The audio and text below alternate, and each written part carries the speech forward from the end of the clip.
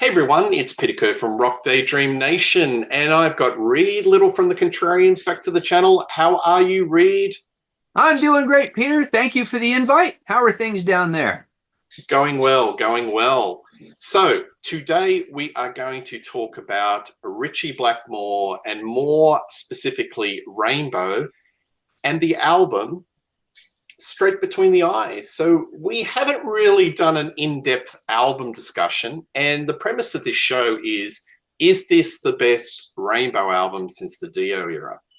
So I think a lot of folk, Rainbow Rising is the number one, or Long Live Rock and Roll maybe number two, etc., etc. We need to talk about the Jolene Turner years, and some of those albums don't get the acclaim that they deserve. Quite underrated. Would you agree, Reed? They don't sort of get the focus that the Dio albums get? They haven't held up as well. Back in the day, so remember in the 80s, these albums were reasonably popular. I mean, Rainbow was never like a multi-million selling band, which is why Ritchie kept trying new things with it. But they were reasonably popular. This album sold reasonably well. Bent Out of Shape sold reasonably well. So in that sense, they were doing okay at the time. But I think over the last, good grief, it's been 42 years since Straight Between the Eyes came out. And I don't think it's in as high esteem as many of the other Rainbow albums. Well, the purpose of this show is maybe to turn viewers around and put this album in a different light.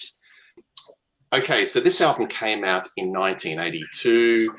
When I first saw this, I thought, wow, this is a very striking album cover. And it all stems from a conversation that Ritchie had with Jeff Beck about Jimi Hendrix, how he gets you between the eyes. So there was a leap, and there was some sort of concept of a guitar going between a bloke's forehead.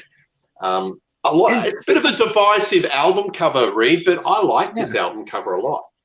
I think it's fantastic. I think that it absolutely gets across the idea. That's a Stratocaster headstock.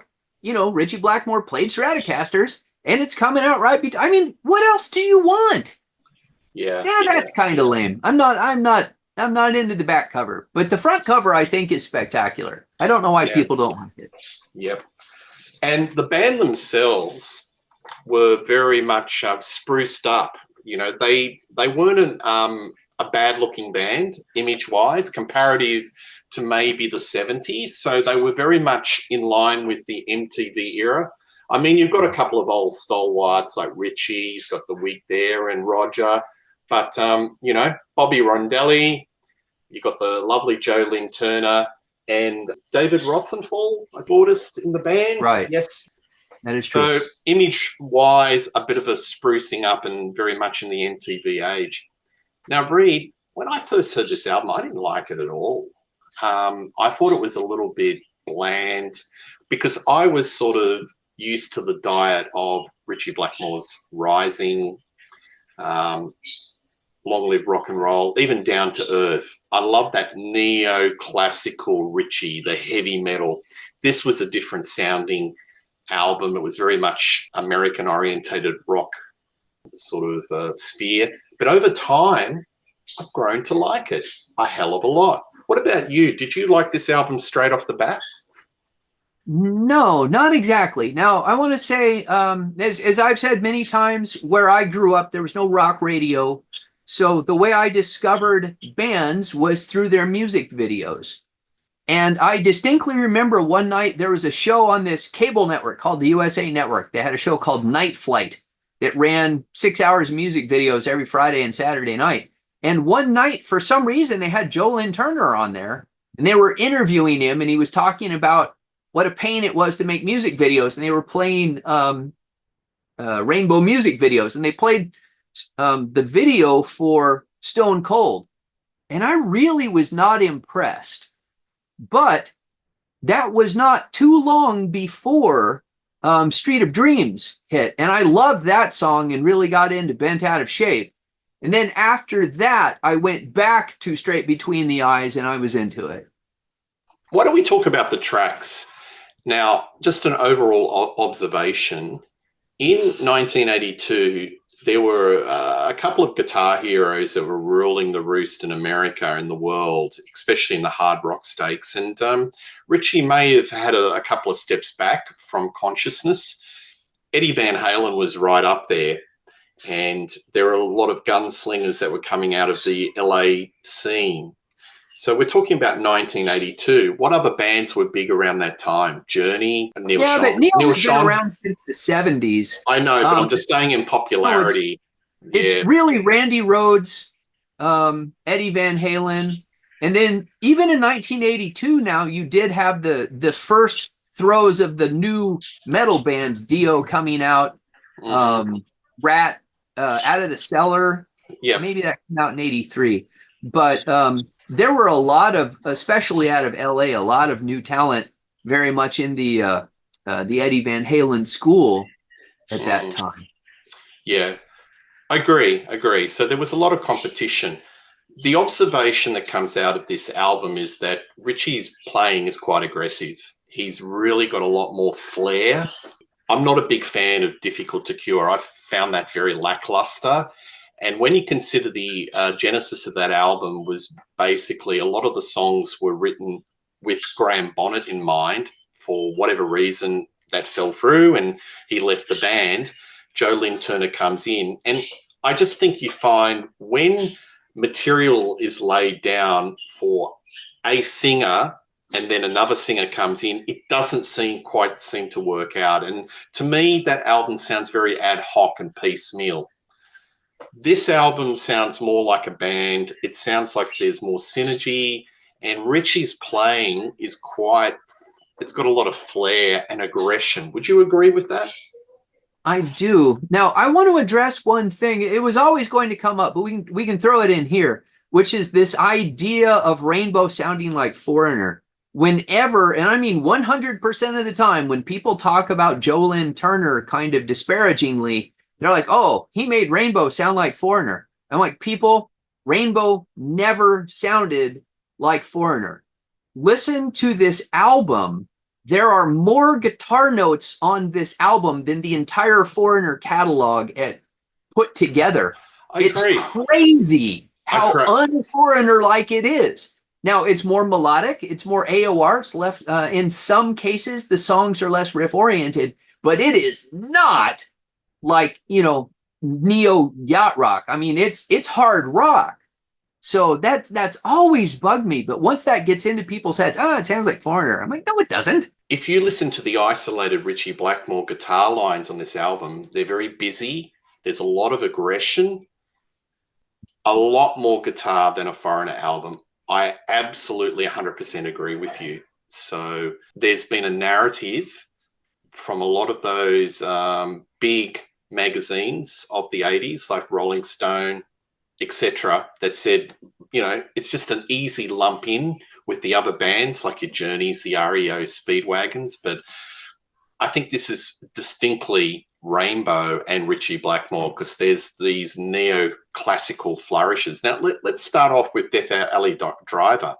To me, this is like a Rainbow version of Highway Star. Similar themes. We're talking about vehicles. So you hear the start of the song and it's got that sound of like a motor. Ritchie's using some sort of an effect.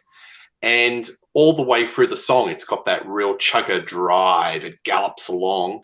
And a wonderful guitar lead break, which is a la Purple, isn't it? It's got that sort of switched on Bach sort of feel. What do you think of this song? Oh, I love it. I think it's a fantastic opener. I think it's a much better opener than they had on Difficult to Cure. It's one of the two most Deep Purple-like songs.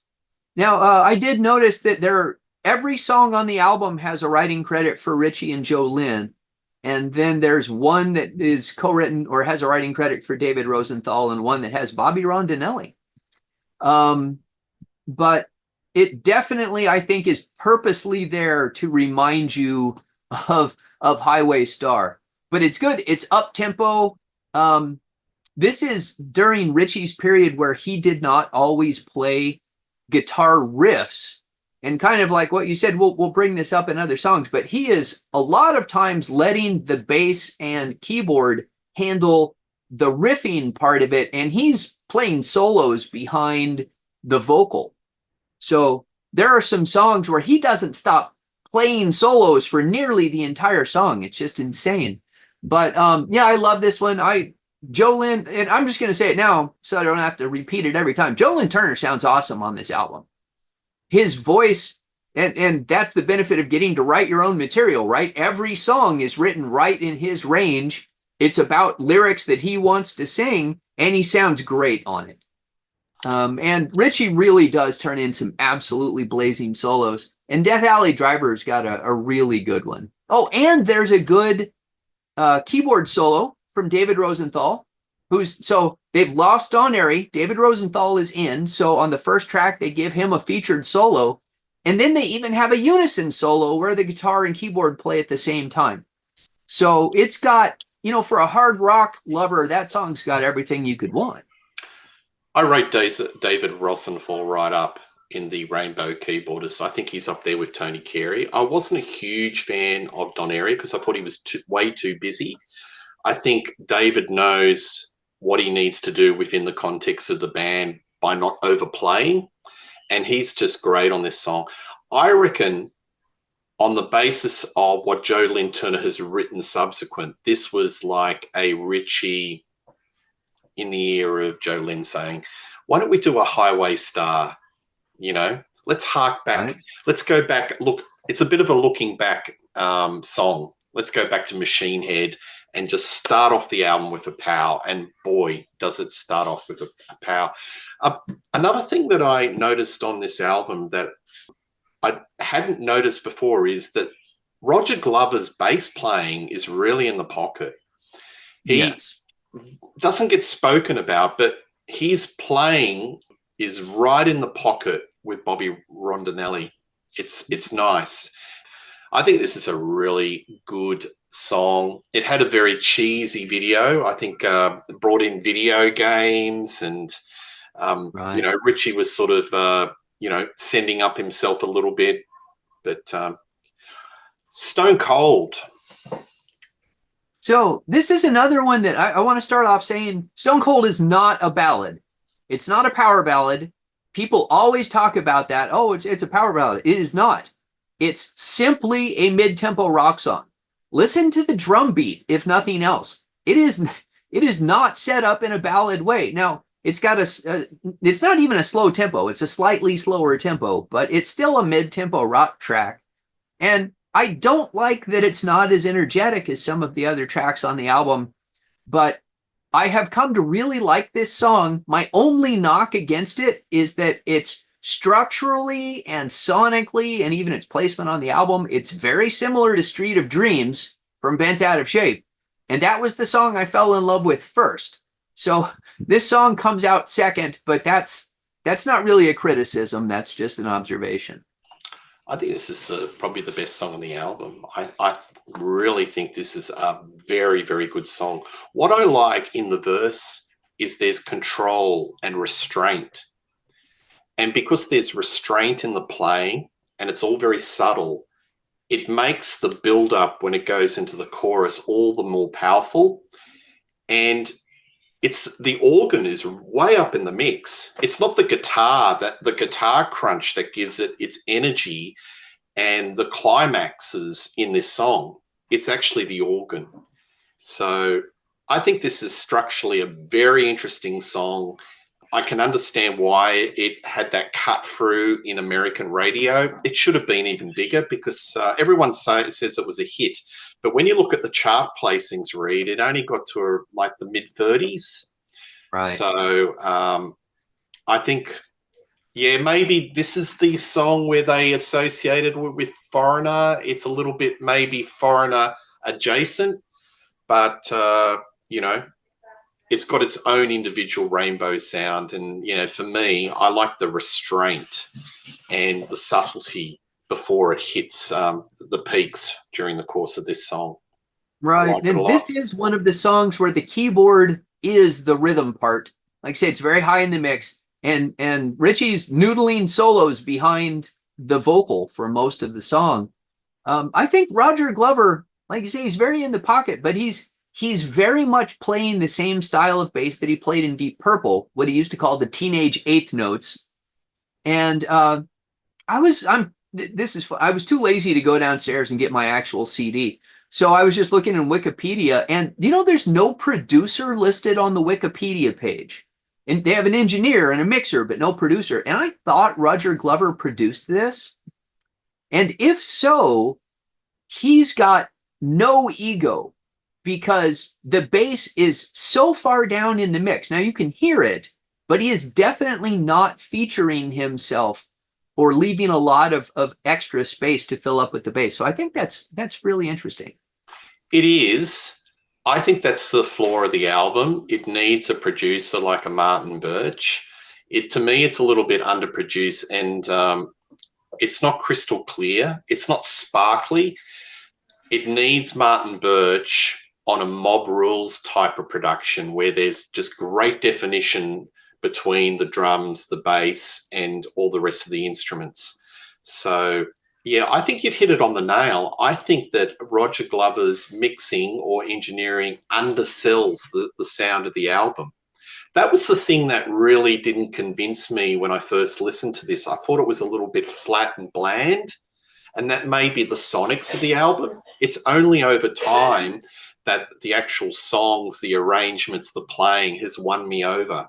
But I'm still not convinced about the sonics of this album. Would you say that's a fair comment? Maybe he's undersold the engineering? Yeah, there are little things that differentiate hard rock and heavy metal from just rock. And one of them is, like, if you're listening to Stone Cold, it builds up. They have that pre-chorus, and then the volume for the chorus drops ever so slightly as Joe's voice goes up to sing Stone Cold, and I Thought I Knew You So Well. Whereas if they just kept ramping the volume up to get to that point and had the chorus be the loudest thing, it would be much more hard rock feeling. So, that's the mixer doing that. That's the guy pulling the faders down just a couple of decibels, or actually, a couple of dB. I know that dBV, dBu, I forget all the terms, but it's a little quieter. It could be more aggressive. The sound that you could have the exact same song sound more aggressive in hard rock, and I think I would have liked it better. And one more thing I want to talk about is the lyrics. I think it's one of the most emotional, direct lyrics of Rainbow. This is as far away from the Swords of Sorcery of 1976 as you can get. And the background story to this is that Roger Glover was coming into a session, and he was speaking about his then wife, and said, she left me stone cold. And from this germ of an idea built into this song. So I wonder how Roger thinks about listening to this song. It reminds him of his ex-wife every time. But right. Through pain is art, isn't there, Reed? Through pain is art. Yeah. We'll be talking about Joe Lynn's lyrics as we go along. He's an inconsistent lyricist. Perhaps. Bring on the Night, in brackets, Dream Chaser. This has got a bit of a groove to it. Bobby Rondinelli. Ritchie used to complain about Rondinelli that he wasn't the most consistent timekeeper live. That frustrated the hell out of him. So that's why he went to, I think, Chuck Berge. Right. He was the next drummer, wasn't he? And but I think on this album he's pretty consistent. But this particular song, in my books, has got a lot of groove, a lot of swagger. What do you think of this one? I like this one, but it starts off so aggressively, and I don't think the intro and the choruses are the strongest part of the song, and I don't think the verses is as good. So it's not a great whole composition for me, but I find it a good song. It's got a nice tempo pickup after you have the slower Stone Cold. You bring in more energy for the next song. You've got it's a very standard sounding song. You've got the chorus leads directly into the guitar solo, and then the guitar solo goes right back into Joe Lynn Turner singing. So it's good. It's up tempo. Again, I don't have any bad words to say about the playing on this album. I think everybody just sounds amazing. And I think it's a good song, but I don't think it's a great song. I think it's a pretty solid song. But are you starting to hear a little bit of the Egypto? Because there's a couple of songs on this album that have Egypto leanings, you know. It all comes back from Stargazer. Ritchie at least has to have one song that has Egypto chords, and mine's in that kind of Kashmir bucket. You hear a little bit in this song, do you, Reed? I don't know. Definitely in some other songs that we're going to go over. And I wanted to mention, you know, when you talk about like the sword and sorcery lyrics, you know, Joe Lynn Turner is actually a bigger mystic than Ronnie is. He's a true believer in the occult and spiritualism and all of that stuff. So I think probably even more than Ronnie. So when he does do those sorts of lyrics, he really means it. What Joe Lynn brought to this project was a little bit of R&B in his vocals. Yes. Now, Ritchie loves Paul Rodgers, and Paul Rodgers singing is R&B and blues and spades. So I think, you know, Ritchie was quite happy that he had finally somebody that sounded like Paul Rodgers and brought that little bit of R&B flair. And that is the segue into this next song called Tight Squeeze, spelled T-I-T-E, Squeeze. I think they must have gone to the Slade School of Spelling. I know we've spoken about this song, and I have been a little bit dismissive, but I was listening to it last night, and I was thinking, all right, Peter, take the lyrics out of the equation. Don't listen to the words. There's a bit of a groove going. No, it's a bit of R&B going. I didn't mind it at all. Well, I wouldn't say R&B. I would just say it's straight up blues. This is a blues song. It's got a bump and grind. It's a stripper pole blues. Stripper rock. Ritchie does, stripper rock. Exactly. Ritchie does not play blues very often, but when he does, he is a hell of a blues player. And I love the music in this song, but any song with lyrics, you cannot overlook the lyrics. This has the worst lyrics on this album by far. And when Joe does, you know, juvenile lyrics, he's as juvenile as anybody out there. And I think that the lyrics on this song just undersell it so badly. And probably inevitably it was going to be a song about women. I don't have a problem with that. But anything other than what he came up with, really. But the music behind it, I think, is fantastic. And a great, great bluesy guitar from Ritchie on this.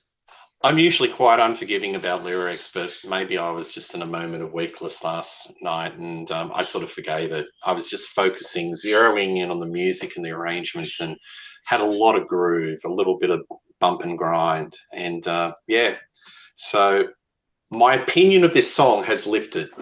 I don't think it's the worst song on the album. Oh. Tearing Out My Heart. Would you classify this as the ballad on side one? This is legitimately a ballad. So if you listen to it, it's got a lot more space. There's no riff to it. It's got a melody. The drums are much sparser. This is legitimately a ballad, and it's fine. I mean, the thing that I find most interesting about this song, now this is coming at it, you know, again, 42 years later, 43 years later, parts of the melody of this song also show up in Ariel from Stranger Than Us All from 1995. Well, I actually hear echoes of When a Blind Man Cries from Deep Purple, the B-side that never made it to Machine Head. Just echoes in that sort of ballpark, except this has got more of a power ballad feel to it. You know, it starts out very slowly, and then you've got the payoff in the chorus and towards the end of it. But it's got that classical flourish.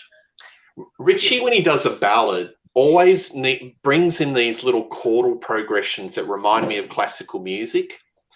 And it's sort of, he's giving these little warning signs. Could be a warning or could be a hint, depending on which side of the ledger you sit of Blackmore's Night. Right. So yeah, definitely. He's mixing the blues and the Renaissance music. Yes. Which is, and again, and I'm just going to keep harping on this because it annoys me so much. That is so un-Foreigner. Foreigner is just straight up blues with some pop music. And then, you know, Ritchie brings in all of these neoclassical elements, all of these Renaissance music elements. It's just very, very different. So even on an actual ballad, it's still a million miles away from Foreigner. Yes, yes. But I could imagine Blackmore's Night easily doing this song. They probably have covered it, but that would really fit in. All right, flip the record, side 2, Power. So this is an interesting one. In the live show, they used to have backup singers in Rainbow, and Right. I actually like it. I think it adds a little bit of R&B, a little bit of texture to a lot of the songs, and Power live sounds really, really good. But I'm not sure if I'm convinced on this on record whether I like this song or not. It seems a little bit unfinished. What do you think of this song? I think it sounds like Boston. I think it sounds like a lesser Boston track from the 70s. Everything about it is very 70s. So you have the guitar and drum opening. The keyboard sound is much more Boston than it is Deep Purple. The rhythm guitar is very 1970s. The backup singers that you just talked about, those are pure 1970s. This song is just a real throwback. And it always, every time I hear it, I go, you know, this isn't a bad song, but it's so far away from the other tracks on the album. I can very much imagine Graham Bonnet singing on it. This would have fit perfectly on Down to Earth. And it's very different than the other tracks he was composing with JLT. So I'm not really sure why that is, but it's the least modern sounding track on the album to my ears. I think it's ironic that it's called Power because I think it needs more. I think it's a little bit underbaked. I don't know. I don't like that scratchy chords that he starts off, you know, before it gets into the verse. To me, it's like Ritchie's figuring it out. And you can tell with Ritchie if he's engaged with the material and he's thought things out. To me, this sounds like something that it popped out of a jam in the studio. To me, it just doesn't sound quite finished. The next song, which is a play on words, Mistreated. And Right. I always thought this is a little bit of a tongue-in-cheek David Coverdale, because those two bands were in competition, Whitesnake and Rainbow. You look at in Kerrang, it was like, you know, might as well get them in a boxing match. They actually did. I think they had a bit of an altercation backstage, but that's another story. Mistreated. Do you think this is a bit similar to Power? I mean, it's okay. And I think it's funny that the title actually has Miss in all capital letters, or at least that the type font is bigger. And Ritchie Blackmore says that was so David Coverdale couldn't miss the fact that it was Mistreated instead of just Mistreated. It's okay. I think it's very much a mid-album track. I think it does what it's supposed to do, which is it keeps things moving, but I don't think by itself it's the greatest song. I mean, I don't mind it. It's a good song, but I like most of the other tracks better. Yeah, so this is mid-range. I think the album's starting to flag a little bit. So if we were looking at the CD, this would be, you know, you've had Power, you've had Mistreated. The album's starting to sag a little bit. So it needs to rally, you know, to save the day, because side one is pretty strong. So, I will say, one of the things I really like about this song is that Ritchie reverses his usual structure in that he plays the riff and David Rosenthal's keyboard is doing a noodling solo behind the vocal. And it's usually the other way around. So I do think that's it. Another observation, have you noticed that there's a lot of outro solo work with Ritchie? He's really amping it up Tons. towards the end of the song.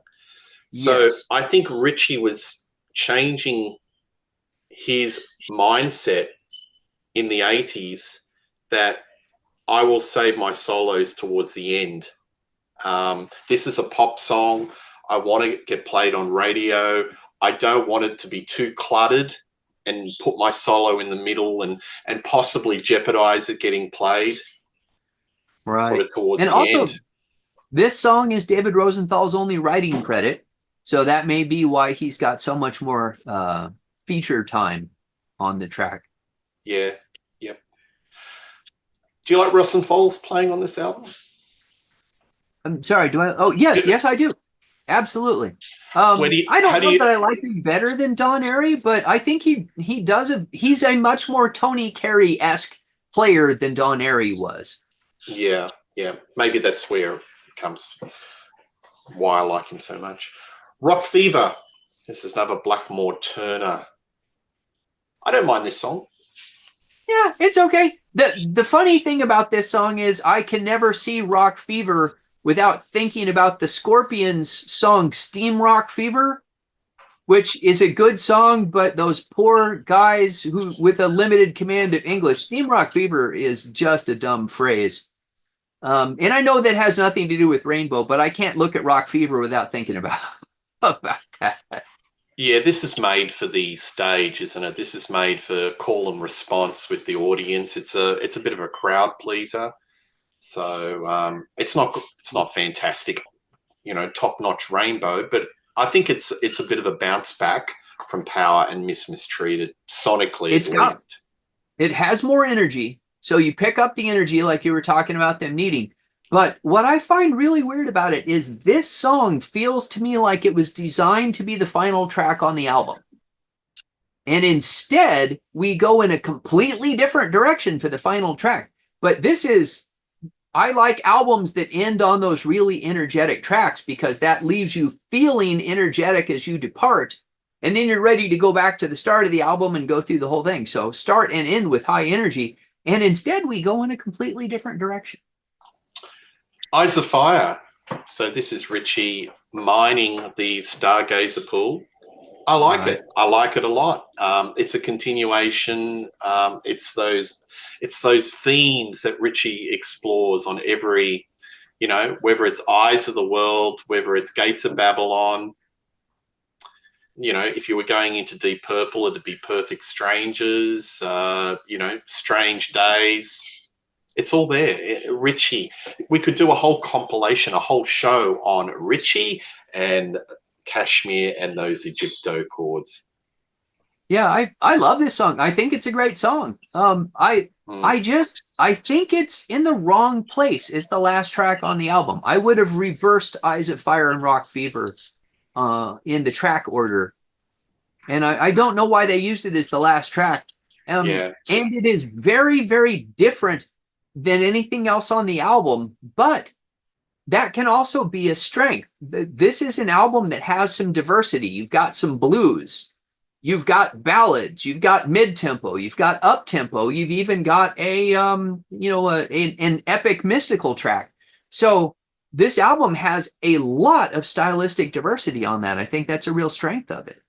Yeah, there's a lot of breadth, definitely. I love this song. I think it's got a lot of symphonic suite to it, It feels epic. It does. And I think Blackmore just does this really, really well. And interesting, Rondinelli had a writing credit on that. So there is some busy drum fills on this. This is one of the more busy drumming tracks that Rondinelli of all the album tracks on this on Straight Between the Eyes, wouldn't you think?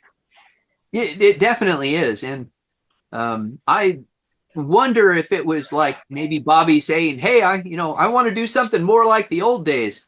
I mean, I don't know. It's not usual for drummers to get writing credits on songs. I mean, unless they're contributing to the melody. Usually you have to be providing melodic content, not rhythmic content. That's just the way songwriting royalties are normally structured. So I do wonder what his writing contribution was. But yeah, I love this song. Like I said, I wish it was the next to the last track instead of the last track. So this album, Reed, if they were doing the greatest hits of Rainbow, probably the only two tracks that they ever would select off this is Death Alley Driver and Stone Cold. Right. But folks, there's a lot more to this. There's some really wonderful hard rock tracks. And as Reed says, don't listen to the narrative that this is like Foreigner Light or, it's just pappy AOR. There's a lot of rock crunch and some really interesting Ritchie Blackmore guitar work all the way through. As Reed says, there's a lot of souling. It's sort of bubbling under the melody. So I think it's one of those I honestly think this is one of the albums that you hear on the first listen, you go, but repeated listens do reward the listener. Would you agree? I do. Although I have to say, I don't think it's their best album in the 80s. I like Bent Out of Shape better, but it's a great album. I think Bent Out of Shape is more Euro. It goes into that Euro pop. It's got some very tasty Euro hooks, but I like my rock to be a little bit more crunchy. And I think the highs on this album are better than the other album, but that's Critics' Corner. So, did you ever see Rainbow live in the day? No, just footage. I've watched their video from San Antonio, I think it was, and listened to live albums. But this was when I lived in Montana, and they did not come to Montana on tour, as far as I know. They played Madison Square Gardens, co-headlining with the Scorpions, and sold it out. So, in certain regions in America, behind this album, they were a big draw card. But I've heard some horror stories with one of the other panelists on this show, Joe B. He's seen a tour. I think it was on this Straight Between the Eyes, and it was only 100 people turned up. So they hadn't quite conquered America, Reed, but they were certainly going in that direction. So there you go. Right. I did read that they did not tour the UK for this album. No, they didn't. UK fans get pissed when they are skipped on tour. So I know he was trying hard to break America, but you also don't want to alienate your other fans. Absolutely. Did they ever play Australia? 1976. Rainbow Rising. Okay. So that was never in the Joe Lynn Turner era. Well, there you go. Rainbow Straight Between the Eyes. Folks, tell us how you rank this album in the whole discography, or do you agree with my comment that I think this is their greatest 80s album, or probably their best album since Long Live Rock and Roll? Happy to read your comments. Please let us know your favorite songs off this album. Please like and subscribe to Rock Daydream Nation. Please check Read a Little on the Contrarians. Heaps of shows.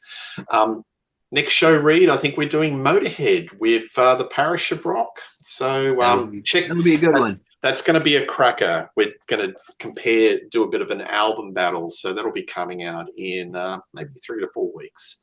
So check that out. So Reed Little, pleasure to have you on the show. Rock Daydream Nation, folks. See you later and cheers. Thanks, Bye. Peter.